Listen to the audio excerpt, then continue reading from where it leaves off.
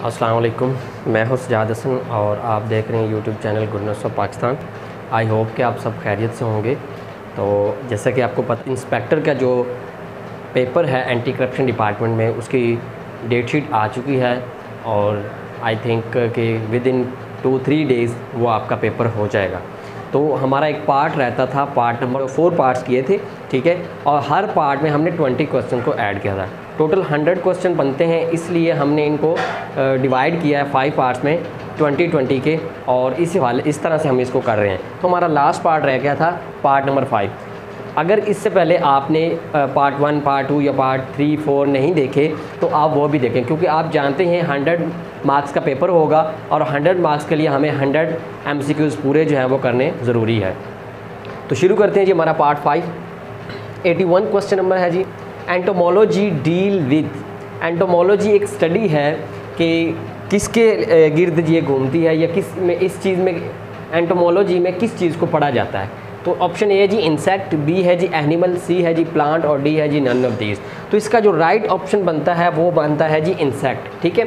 एंटोमीन कहते हैं जी इंसेक्ट को और लॉजी मीन कहते हैं जी स्टडी को। नेक्स्ट है जी, और अगर हम बात करें एनिमल की स्टडी की तो वो हम उसको बोलते हैं जोलॉजी, और अगर हम प्लांट की स्टडी को बात करें तो उसको हम बोलते हैं बॉटनी।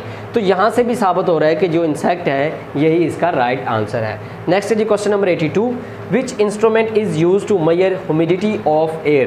कि ऐसा कौन सा इंस्ट्रूमेंट है जो हवा में तनासब जो होता है नमी का, उसको मेजर करने के लिए इस्तेमाल होता है। तो ऑप्शन ए है जी थर्मोमीटर, बी है जी हाइड्रोमीटर, सी है जी हाइग्रोमीटर और डी है जी आल्टीमीटर। तो इसका राइट ऑप्शन जो है वो हाइग्रोमीटर है।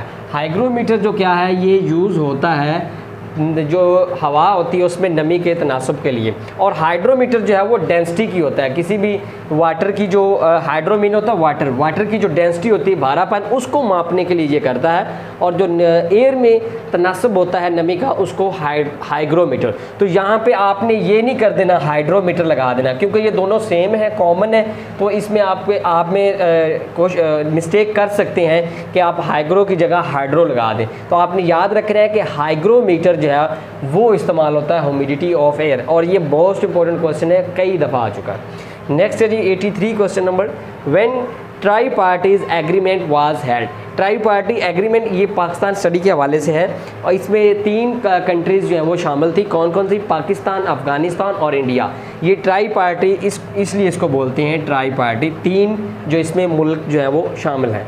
तो ये एक एग्रीमेंट है, ये एग्रीमेंट हुआ था, और इसमें इसका ऑप्शन ए है जी 1970, बी है जी 1971, सी है जी 1974 और डी है जी 1973। तो ये अप्रैल 1974 में हुआ था, और ये भी बहुत इंपॉर्टेंट क्वेश्चन है। नेक्स्ट है जी 84, where is the headquarter of interpole.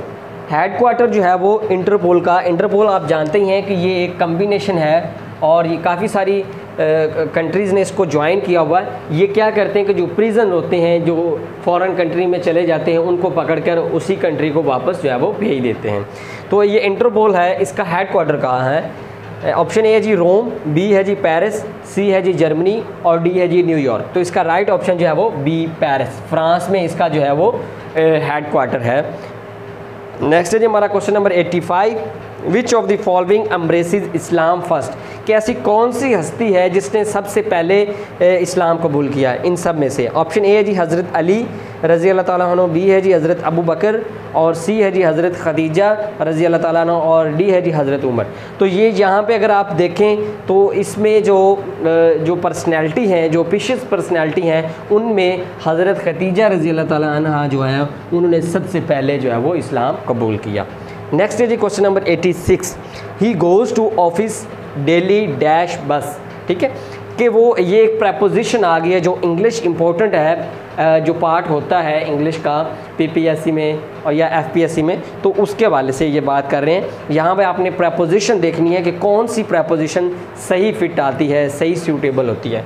He goes to office daily dash bus, कि ये रोज़ाना बस पे के ज़रिए ऑफिस जाता है। तो अब हम यहाँ पे देखेंगे कौन सा जो इसका राइट ऑप्शन आएगा। ऑप्शन ए है जी ऑन बस, बी है जी इन बस, सी है जी बाय बस और डी है जी ऑफ बस। तो इसका राइट ऑप्शन जो है वो बाय बस आता है। किसी भी चीज़ के ज़रिए से या किसी भी सवारी के ज़रिए से या मोटर के ज़रिए से, व्हीकल के ज़रिए से अगर आप जाएंगे तो उसको आप बोलते हैं बाय बस। अगर यहाँ पे बाइक भी आता तो आप कहते हैं बाई बाइक, ठीक है।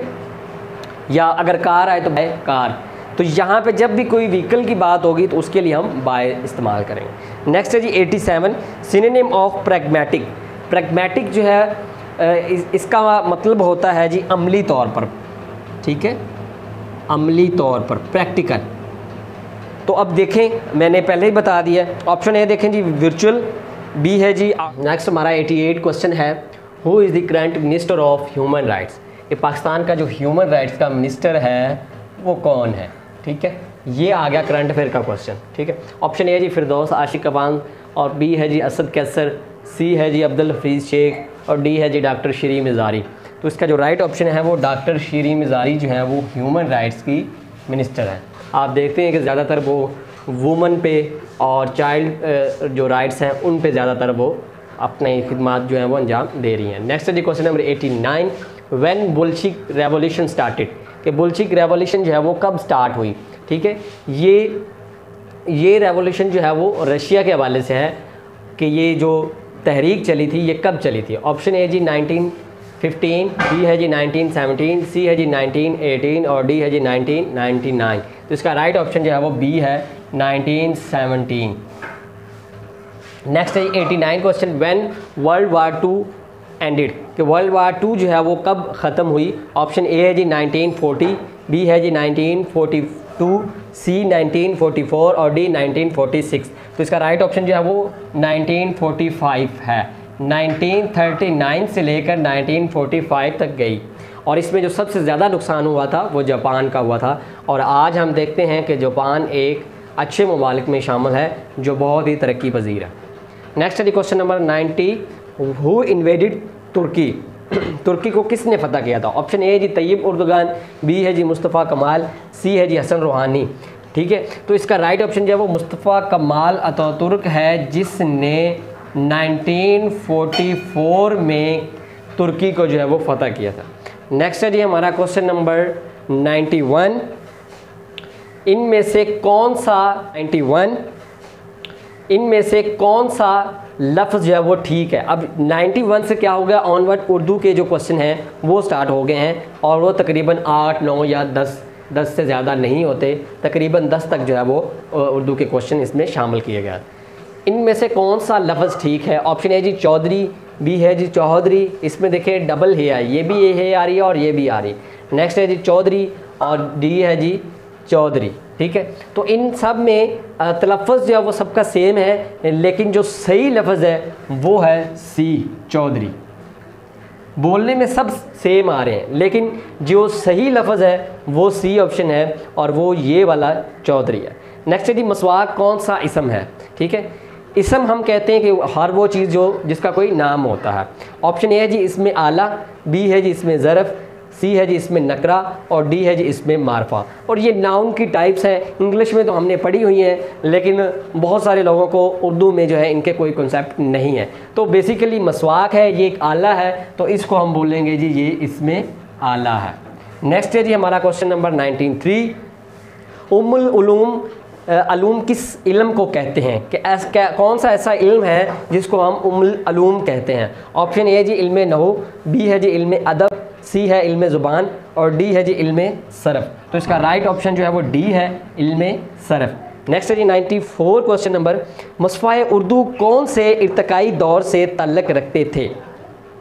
मसफ़ा उर्दू का जो दौर है वो उनका तल्लक जो है वो किस दौर से था। ऑप्शन ए जी हिंदवी, बी है जी रेख्ता, सी है जी उर्दू मुअल्ला और डी है जी उर्दू। तो ये एक दौर थे जिनमें उर्दू के ज़ुबान ने फ़रोग पाया, तो उन दौर को डिवाइड किया गया है। तो इसका जो राइट ऑप्शन है वो बी है, रेख्ता जो है वो मसफ़ा उर्दू से उनका इर्तिकाई दौर से उनका तल्लक है। नेक्स्ट जी हमारा क्वेश्चन नंबर 95, टोपे पर हाथ रह जाना। ये एक मुहावरा है, इसका मतलब क्या है, ठीक है। इसका जो एग्जैक्ट है इसको हम इस्तेमाल करते हैं। इसका मतलब ये है कि भरम रह जाना। मैंने यहाँ पे बाकी इसलिए ऐड नहीं किए कि आपका कॉन्सेप्ट जो है वो ख़राब ना हो, और वैसे भी ये हमारे पास जो है वो जगह नहीं है, इसलिए इसको मैंने वन लाइनर कर दी है। टोकरे पर हाथ रह जाना मुहावरा है और इसका मतलब है जी भरम रह जाना। नेक्स्ट है जी क्वेश्चन नंबर 96, स्वदेशी रेल किसकी तसनीफ़ है? कि स्वदेशी रेल जो है उनके राइटर का क्या नाम है? तो इसमें यहाँ पे जो है शौकत थानवी जो है वो स्वदेशी रेल के जो उनकी तसनीफ़ है वो इसके राइटर हैं। नेक्स्ट है जी क्वेश्चन नंबर 97, हुस्ने मतला किसे कहते हैं? हुस्ने मतला जो है वो एक शेर व शायरी का ये टर्म है, उसमें हम बोलते हैं कि हुस्ने मतला। हुस्ने मतला जो है वो ऐसा होता है जो मतला के बाद आने वाला शेर होता है उसको हम बोलते हैं मतला। कि जैसे कि हम पोइम है या नज़म है उसमें जो शेर आ रहे होते हैं तो उसमें हम मतला और मक्ता ये सारी सिनफ़ें देखते हैं, तो वहीं से एक सिनफ़ है वो है हुस्ने मतला। हुस्ने मतला से मुराद है मतला के बाद वाला शेर। नेक्स्ट क्वेश्चन नंबर 98, पेनी वाइज पाउंड फुलिश, ये एक इडियम है, मुहावरा है, इसका मतलब जो है वो क्या होगा? जाट गुना ना दे बेली दे।